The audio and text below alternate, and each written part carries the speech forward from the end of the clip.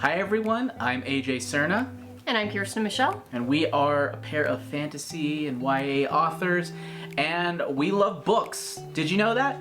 We love books. We like talking about books. We love the feel, the texture, the taste of books, the smell of it, and we buy a lot, probably more than we should. And we don't taste books. Speak for yourself. So we have so many of them that we bought over the past couple of months.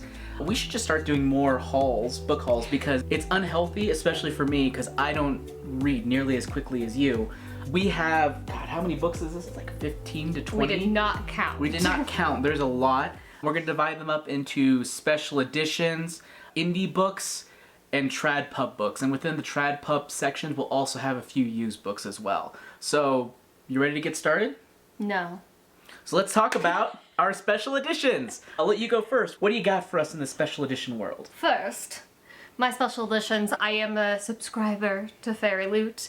The YA fantasy, I am waiting on my adult subscription.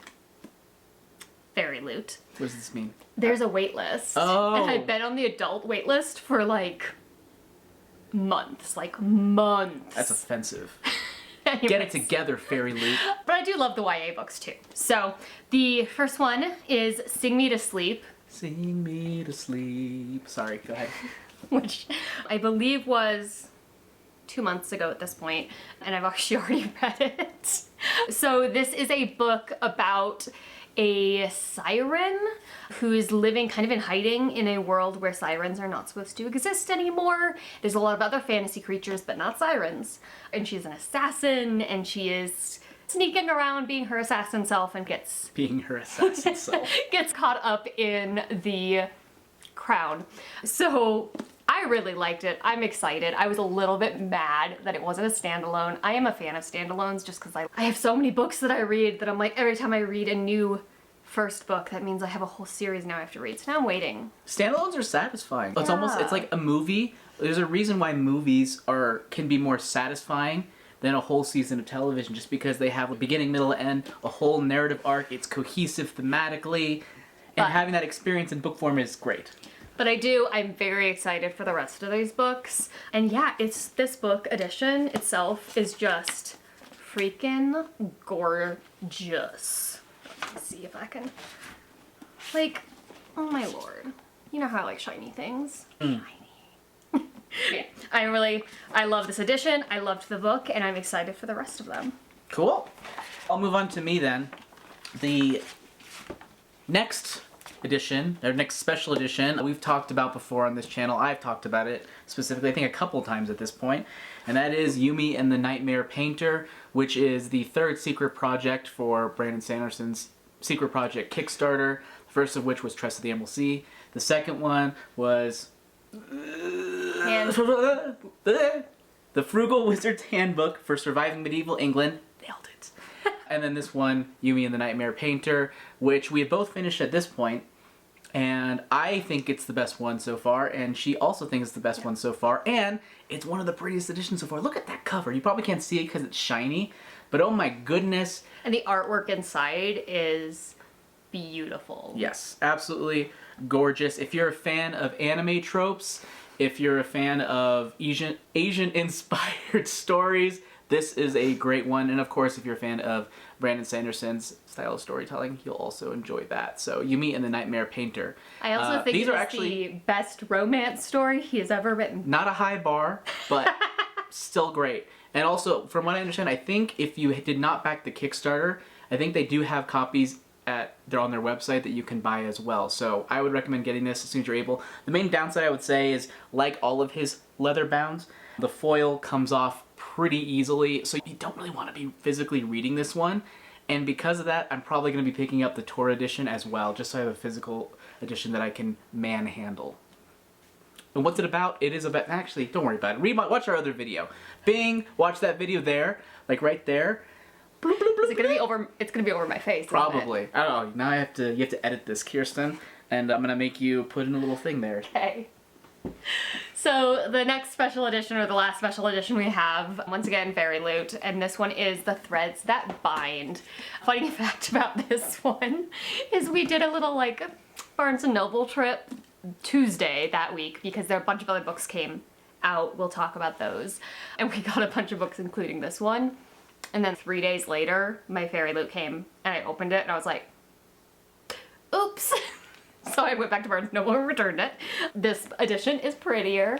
So the side of yeah, I was like the painted edges, and then also, and it's a reversible cover. Oh, I didn't know that. I did not know that. So I have not read this one yet. This is a retelling of the Greek fates, the 3 fates. I'm really excited. I was that dork that took Latin in high school. So I did a project once on the fates. So I am excited for this retelling, and the edition itself is just really pretty. It sounds really fun. I know when we first were hearing about it, like it starts and I was like, I'm not a big Greek retelling, Roman retelling Me neither. person.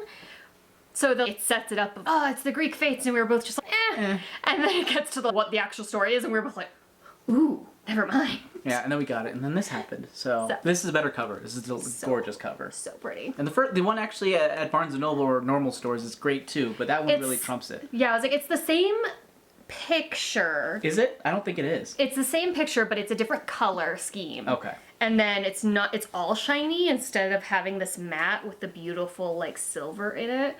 So it was just prettier. Okay, next we're going to talk about some self-published books, or indie books as it were. The first one is one you may have heard of already. It has been released for a few years and it won the SPFBO or SPFBO or Self-Publishing Fiction Blog Off. I don't know what the F stands for at this point. Oh wait, science fiction. Whatever. Sword of Kaigen. This is a very big book, very chunky book, and a lot of people have talked about many great things about this story. I was really excited to read this, not to review it ahead of time. I got about 100 pages in, not quite feeling it, but I'm going to keep going at this point. But we'll talk about, maybe in a future review, I'll maybe dig deeper into all of that. But from what I understand at this point, the story is about a sort of remote area in this sort of Japan-inspired world. You have this boy, and he's the hot stuff in his town of Kaigen and all that. And a person or another boy gets brought into as like a transfer student, and it gets revealed that, oh, maybe not history, or history isn't as we've been taught it. Maybe we weren't so noble. Maybe we weren't as badass as history has taught us. Maybe there's like a crack in our armor that we didn't know existed before, and maybe what happens as a result of that encounter. It's very much these two characters are antagonistic. I'm assuming they come to an understanding as the story goes on, but we'll wait and see. But a lot of people love this book. I'm sure whatever it is, it's a me problem, but either way, Sword of Kaigen. It's an interesting setup because it reminds me of City of Mages. It does. So we have our own book, City of Mages, which is right there. And it kind of has its, I didn't even realize that. Yeah, as you were explaining it, I was like, okay. So if you want to read a different version, a more South American inspired version of Sword of Kaigen, I haven't read this whole book, so I don't really know for sure. Read City of Mages. It's shorter. Okay. It is shorter.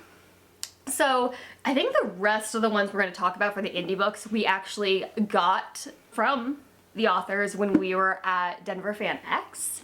And yeah, I'm excited to read all of these just in terms of some of them are local Colorado authors.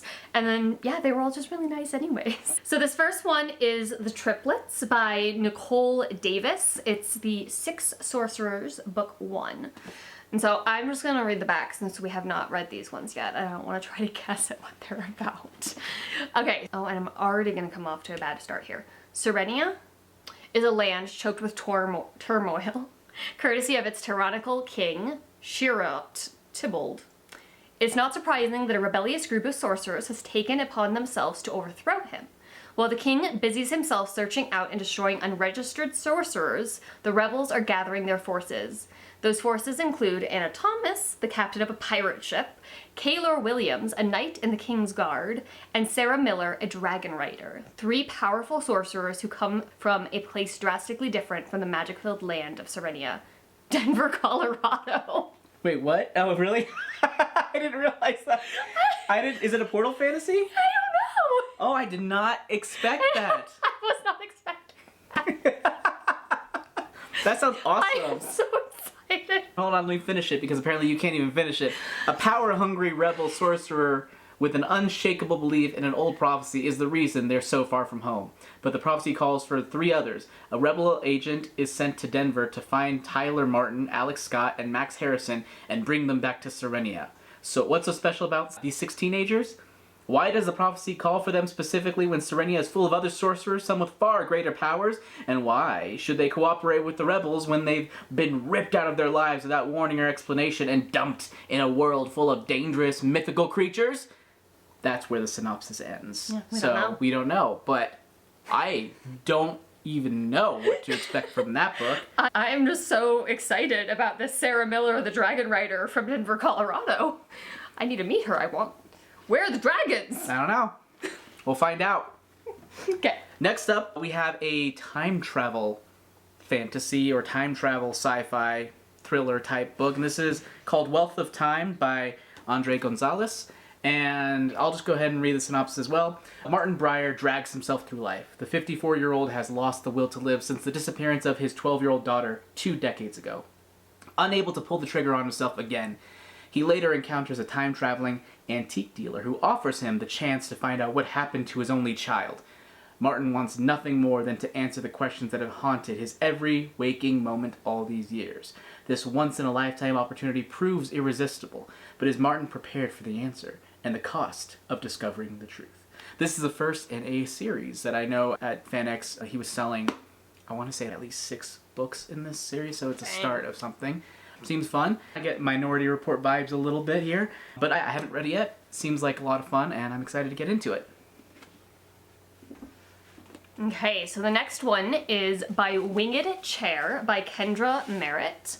So this one 100% sold me. So she has a lot of different fantasy books. They are retellings. So this one is Maid Marian and Robin Hood. But there's always a little twist. So the thing is with all her books is she has a lot of disability representation in it. So I'm really excited because the whole point of this book is that Maid Marian is in a wheelchair and still kicks ass. So 17-year-old Mary has mucked up another chance to get into the University of Magecraft. So she doesn't have time to deal with shape-changing creatures bent on stealing memories from the people of Woodshire. That's her father's job. But when an outlaw maid mistakes her for a damsel in distress on a drenched train platform, she's dragged into a fight with the monsters and a sheriff mad enough to use them. She'd never admit it out loud, but the mage is actually fun to work with when she doesn't want to run him over with her chair, and is exactly the ally she needs when the monsters go after her father's memories. But with bad guys who can look like friends and friends who look like outlaws, Mary has to decide who to trust and whether returning to the stolen memories of those she cares about most is worth giving up her chance to finally earn respect as a mage. Cool. So, I'm excited. I love Robin Hood too, so I'm like, sure, maybe. Not a huge Robin Hood Mary. fan. I like the Fox version though. Everyone likes the Fox Disney version because he's version? hot. Sure. I never even had a crush on Maid Marian in that one. I guess something's wrong Missed with out. me.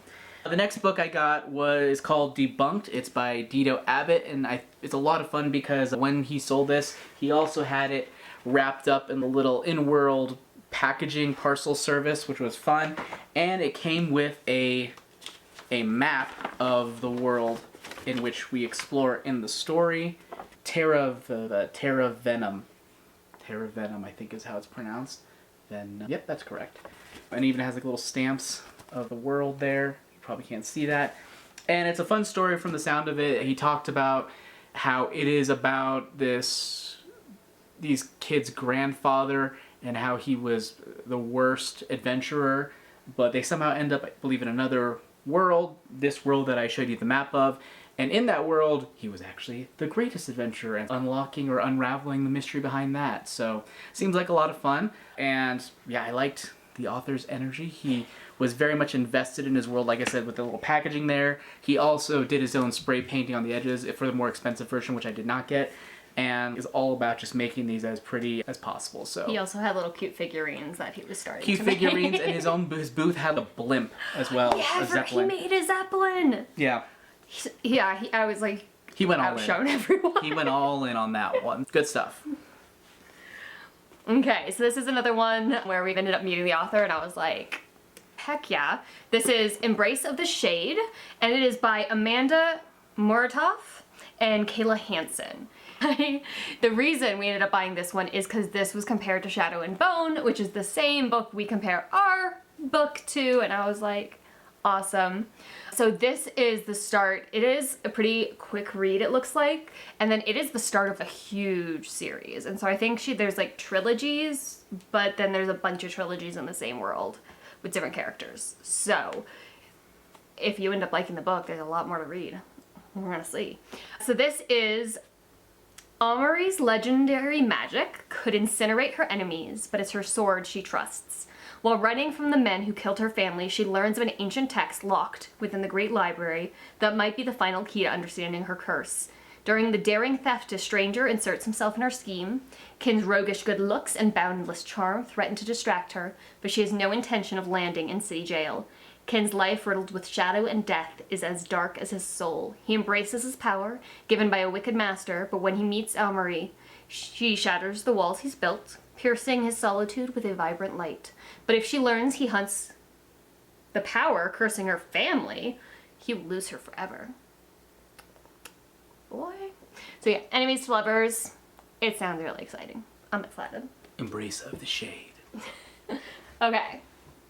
Then I have two more over here. So the next one is All the Broken People by Amie Rivers. This was a completely different genre than I normally read, but I'm a psychologist, and her whole thing is she writes these books doing the research on the actual psychological impact of these crime stories. So What genre is it? it's like crime. Okay. Thriller. Totally not my genre. But I was sold by her. Alice Bennett knows what it means to suffer. After bearing her abusive childhood and reinventing herself, Alice is living a life she never imagined could be hers. She's married to a perfect Southern gentleman. She has a challenging job she loves, writing for a women's magazine. But when her past comes back with a vengeance, Alice finds herself on the outs with her husband, her perfect life crumbling around her feet. And then this last one is Poison in the Blood, and this is by Katy L.Wood. And so this one is another fantasy book with, or I guess I consider it fantasy. Well, it's vampires. That's I know fantasy. some people call it like supernatural, which is separate. Yeah, okay. I consider it fantasy. Okay. But Dustin Lockwood would give anything to find his little sister 10 years after she was kidnapped, while their family fled a dangerous coven that wanted them dead, or worse.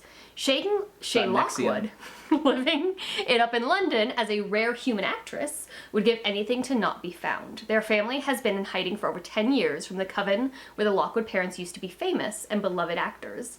If the world finds out where they are, the fallout of the family could be catastrophic. But whose secrets and lies are the ones putting everyone in danger? And the other reason I got this book was because the author does the cover art, which I was like, I'm really impressed by it. Now let's go ahead and move away from indies into trad pub. We'll go ahead and start with the ones that we got from like Barnes & Noble and Tattered Cover or local bookstores, and then transition into used books. So I didn't get that memo. All right, to start with, this is one I've had my eye on for a while, mostly because I don't know why. I like the way this is published. It's not floppy or anything, but I dig how it feels. But anyway, so this is Gideon the Ninth by Tamsyn Muir, and I just had my eye on it for a long time. I like the cover. The cover is awesome.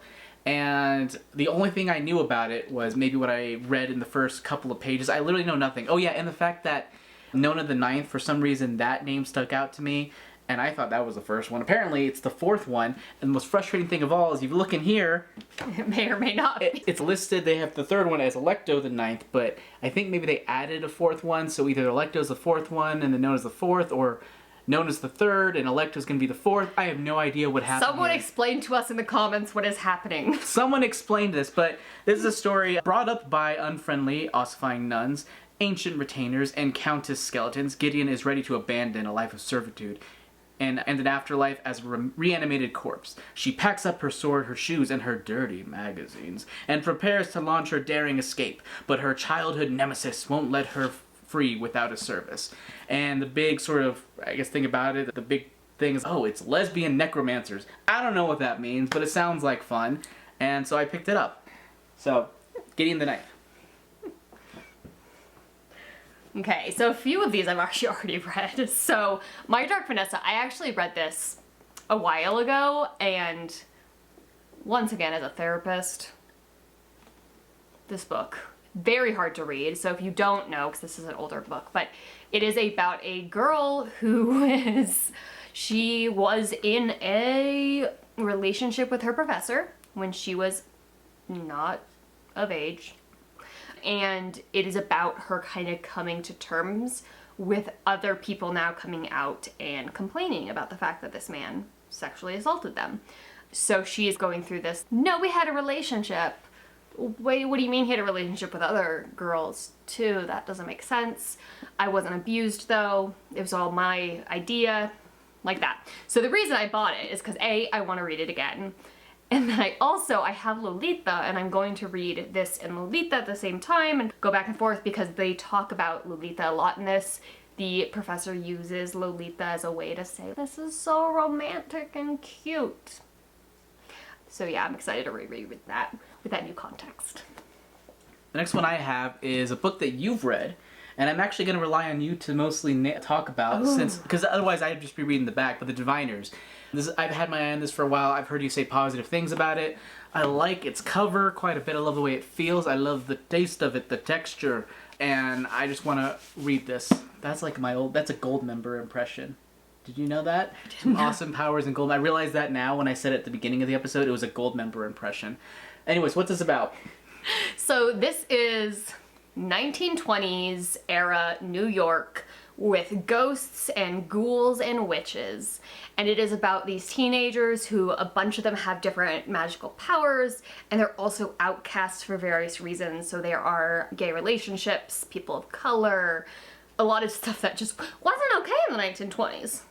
And so it is just a really fun book. It is dark for a YA. Yeah, is it fun or is it dark? Are those mutually exclusive things? No? Oh no. It is like ghost hunting fun, admittedly scary. The first time I read it, I was like, but I absolutely love all the characters, and it grows on itself, and it's a complete series. So if you love picking up a book knowing you have an ending coming, The Diviners, highly recommend. And this is a book I've been meaning to pick up for a while because the book that I'm writing, Spectral, it also has supernatural. It's a supernatural urban fantasy, and so I thought there's some similarities there. I wanted to see if I could pull from that. I didn't end up reading it in time. I'm finishing the other book now, but I'm sure it'll be useful for the sequels. I just swallowed my spit.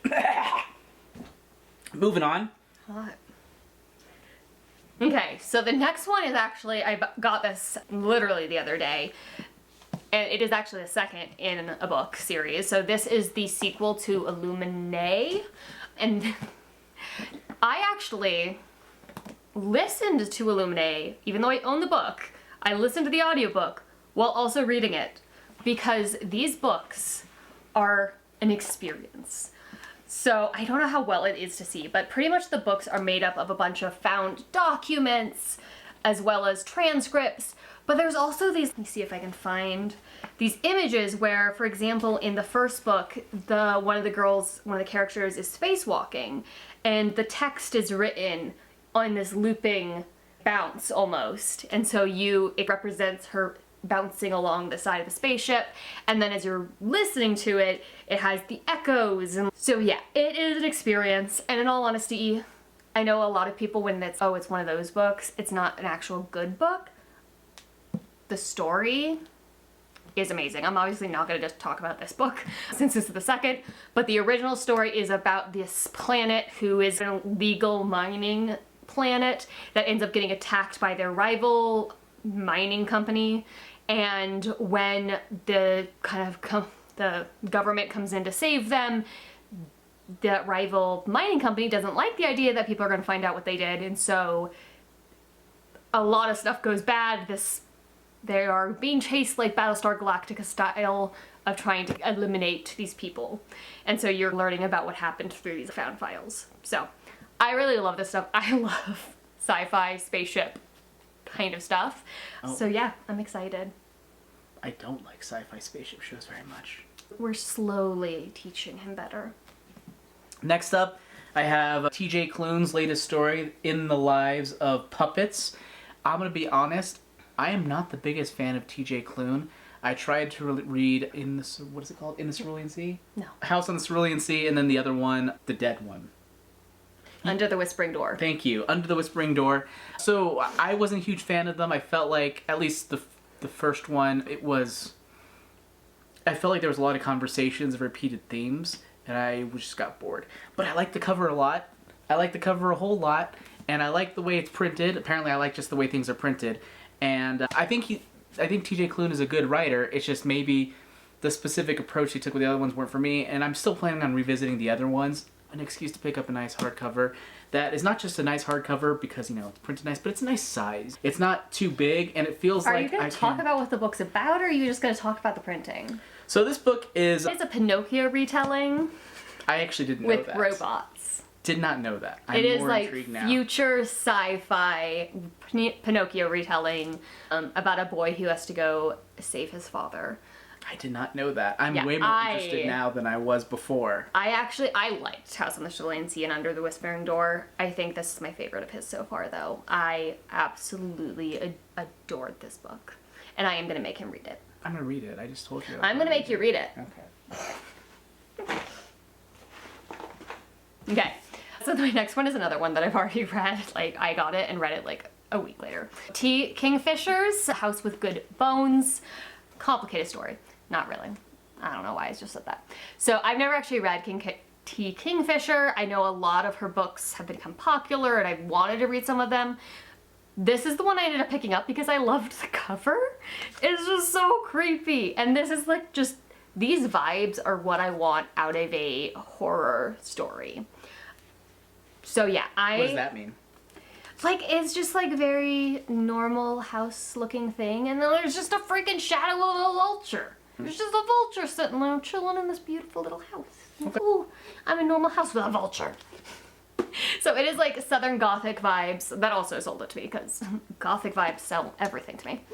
Why aren't you more Gothic? Sorry. So this is a girl going home to visit her family, her mom, and her mom is just not acting like her mom, and the house is repainted and everything is a little off, and her mom isn't remembering things, and daughter's going through this moment of, does my mom have dementia? Is my mom like purposely lying to me? What's going on? I loved this book. I read it in a day, literally. So highly recommend. It's a fast read. It's amazing. And this book represented everything I wanted out of a horror book. The next book that I have on our list is Mark Lawrence's The Book That Wouldn't Burn. And I'm gonna be honest, I like books about books. I like books with libraries, and I like books about book burning, which is one of the reasons my Fahrenheit 451 is one of my favorite books. But yeah, so this one, it's really cool sounding. So two strangers find themselves connected by a vast and mysterious library containing many wonders and still more secrets in this powerfully moving first book in a new series from Mark Lawrence. What else do you need to know? It sounds pretty awesome if you're a book lover. So the boy has lived his whole life trapped within a book-choked chamber, older than empires and larger than cities. The girl has spent hers in a tiny settlement out on the dust where nightmares stalk and no one goes. The world has never even noticed them. That's about to change. Their stories spiral around each other across worlds and time. This is a tale of truth and lies and hearts, and the blurring of one into another. A journey on which knowledge erodes certainty, and on which, though the pen may be mightier than the sword, blood will be spilled and cities burned. So yeah, it looked like a winner to me, so I picked it up. So that's what I have there. Oh, stream. Okay, moving on with the horror books that... I'm not a horror reader. Like, I am a wimp when it comes to books, so we are gonna see how this goes. I just finished How to Sell a Haunted House, which is a book that I'm about to show. It was good. I still think I might burn it after he's done reading it. Okay, but the synopsis got me on this one. So Dead 11 by Jimmy Giuliano is about a woman who goes to an island, and everyone on the island thinks it's the 90s or acts like it's the 90s, and no one seems to know why. And so I think, and then she disappears, and then it's someone on the island is now trying to figure out what happened and looking for her. So on a creepy island where everyone has a strange obsession with the year 1994, a newcomer arrives hoping to learn the truth about her son's death. So I'm excited, and look at the cover. How can you not with these vibes? I did also get the audiobook for it because it has a full voice cast, and I'm a sucker for the full immersive experience, and I just like spending money on books, so... Yeah. So it has like messages in here. So I will probably end up listening to the audiobook and reading it at the same time. And best experience. Speaking of how to sell a haunted house, I figure we'll do a 2-for-1 here. We got Grady Hendrix's How to Sell a Haunted House and Final Girl Support Group. So to start with, talk about How to Sell a Haunted House. This is his latest book. A girl, or woman rather, and her brother inherit a house after her mom passes away.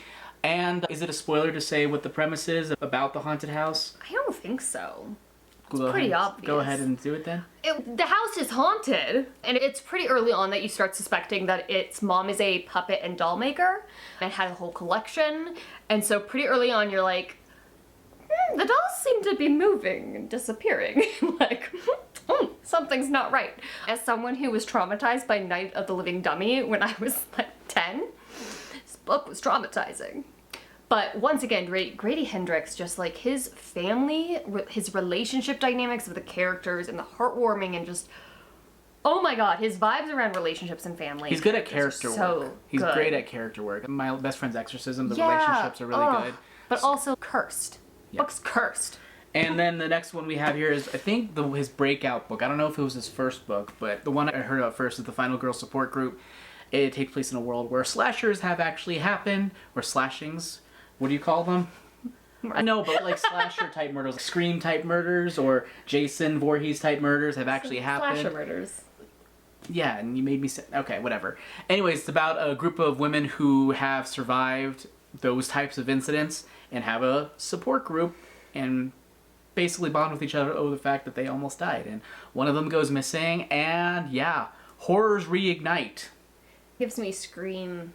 Kind of gives you Scream vibes, right? Kind 9? Whatever Scream. 6. 6. Whatever the most recent one is. Or I guess, yeah, recent Scream vibes where it brings back people from previous incidents and kills them. Or doesn't. Spoiler? I don't know if you've seen Scream 6 or not. It's up to you if you want to see it. It's up to you. It's pretty good. But yeah, so Grady Hendrix, very good if you're into horror. I'm actually not that much into horror. Like, I was into it a lot in college and got over it, but these books rekindle. I think it's because he's so good at character work. Yeah, as someone who hates horror, his characters are just so good. Like, How to Sell a Haunted House, I just kept reading it even though I was like, I am not okay. Yeah. But I want to know how this relationship ends. And you got through it. I did. I still might burn it. Okay, so the last one I have here for the trad published is Silver Nitrate. And I think this is going to be one of my recent or near future reads. That's what I was going to say. So this is Silvery Moreno Garcia. This is her latest book.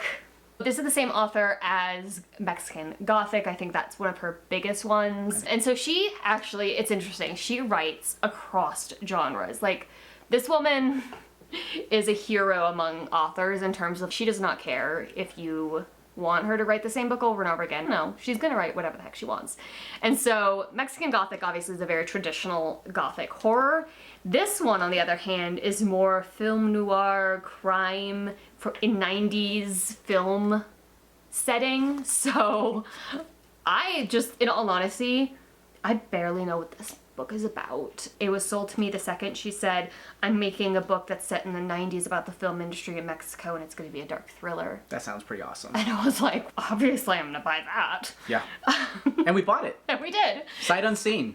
So yeah, I'm still not 100% sure what this is about. I'm not going to lie. I'm probably just going to read it without even reading the synopsis fully. And like, I just want to experience it because I'm excited. Yeah. And the last thing I have is a graphic novel, or I guess I'm not sure if this was a graphic novel or if it was pulled from the web after its success, but Nimona. Kiersten and I, we watched the Netflix movie, which had a lot of drama surrounding it because it was at Blue Sky Studio. Blue Sky Studio was bought by Disney. Disney was just like, this is too gay for us, so we're gonna axe it. I think there were other reasons as well, but that's probably part of the reasons, I will say. Considering gay for Disney is, these two characters are implied to have been married. They did. Strange World had a more explicit sort of subplot there. I think they kiss once. That's... Yeah. But my point is that, yeah, that's probably added to the list of things, the reasons why they gave it the chop. Netflix picked it up, finished. I don't know if they were in the middle of production, but they ultimately released it, I guess, a couple months ago at this point. And the movie, charming as hell. Very good, very fun, very family friendly, and I think just is definitely worth your time. So I had to pick up the graphic novel. So far, a lot of differences, but a lot of the comedy hits similarly. And I think it's really fun. It takes place in a futuristic / night-ish world, and then you have this shapeshifter who's there to just be chaos incarnate and just to have fun helping out her boss, who is a supervillain. The movie is a little bit different in terms of how that goes, and it's about the supervillain and him supervillainizing things and her kind of either screwing things up or helping him out, and it's just a lot of fun. So Nimona, and that was by N.D. Stevenson, who is also one of the creatives who's responsible for the She-Ra series on Netflix. So I haven't seen that series, but maybe if that's your speed, that this might be as well. So in terms of books that we've gotten used, I have a couple. So the first one is Jurassic Park. I've never read this book. Me neither, yeah. This is one of my favorite movies. I watch it over and over again. I actually watched it the other day. I watch stuff while I'm writing. Yeah, she watches so many things constantly, so it's... I need background She noise. blows through a lot of old 90s movies. So yeah, this is one of my favorite movies, but I remember, I think my brother read it when I was younger, and I heard good things about it. I've never heard anything negative about the book, and I feel like and it was used, it was a couple bucks. I'm like, you know what? I'm gonna get this. I'm gonna finally read the book. But what's it about, Kiersten? I'm just kidding. I don't know if we... It's about an island with dinosaurs. There you go. The worst That's synopsis all you need. ever. And for me, I picked up Shogun by James Clavell. I read the first 100 pages of this back in college, so it's funny, it doesn't seem that long ago. That was probably 15 years ago. I'm old. Yeah, that was probably 15 years ago. I read the first 100 pages, and then I lost the book. So yeah, I saw this there at the used bookstore. I was like, you know what, I'll pick that up again. I'm actually curious how it's going to hold up, or if it's like a white savior type story. I really don't know what to expect, or if it's just man washes up on shore, learns about Japanese culture. I don't know what happens for... I can smell the used bookstore on that. Yeah, what happens for 1,200 pages, but I just remember being really intimidated by it originally, and then reading it, I was like, oh, the writing style and feel is not intimidating at all. It's very accessible, really easy to get into, and yeah, I'm excited to finally finish it this time. Okay, I'm actually going to talk about the next two together because I feel like they're very same vibes. So both of these are books that I have read before, that I love. I own them both on audiobook, and I wanted just paper hard copies of them so I can go through and underline and annotate and write in them because I love them so much. So that is Terry Pratchett and Neil Gaiman's Good Omens. Season 2 of the series. It's season 2 of the series, which goes beyond the book because the book ends with the apocalypse. So I don't know where the movie goes or the show goes. But, so yeah, it is about the coming of the apocalypse, the 4 horsemen, and this angel and demon who work together because they realize they don't want the world to end because they like being on Earth because Earth's kind of cool. So it is just very sassy and well written, absolutely love story.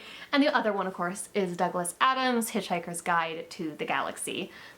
I've read this book so many times. I've listened to the audiobook a few times. Love the movie. Have you listened to the radio show? I have. I actually bought that one recently and listened to it. Is it good? Because that was the original. That was Yeah. the original format. This is an adaptation of that. Yes. I listened to it. I actually prefer the book to it, but I also suck at listening to things. No, you don't. You listen to so many audiobooks. No, it's more of, it's not an audiobook. That's the thing. There's a lot going on. Okay. And so if you get distracted by it a little bit, like, yeah. But yeah, so many good quotes in this book. Love it. If you don't know what it's about, just read it instead of asking. Wow, okay, that was rude. Last up, this has also been on my to-read list for decades, and this is The Stand by Stephen King. I guess it's a kind of a post-apocalyptic type world. There's been a plague that's wiped out a lot of people, and it's about people surviving That's all I know, really. I know there's, you know, who's the name? I think Rick Flag or Randall Flag. Not Rick Flag, I was confusing with Suicide Squad. Randall Flag, who I know is actually another character that kind of weaves between his other stories. I don't know how that plays into the greater Stephen King universe, but still pretty interesting. I've heard a lot of great things in terms of the character work in this one as well. And you can't go wrong with a good Stephen King book, even if maybe they haven't aged incredibly well. I'm curious how this one ages. Not gonna lie, I flipped to a random page and immediately ran into an N-word. So I'm like, oh, okay, we're off to a great start here. Yeah. Yeah. Okay. Yeah. It doesn't help that I feel like some of the times where he writes black people specifically, it's just like he's never met anyone who was black almost. They feel so weird. Stephen King, have you met black people before? I'm sure he has. Okay. Anyway, that is it for this book haul today. We have gone through a lot together. We've learned a lot about ourselves and each other, and we want to hear about what you're most excited for us to read and maybe what books you've picked up recently as well. So if you liked what you saw today, go ahead and give us a thumbs up. Thank you so much for watching, and we will see you all in our next video. Bye-bye.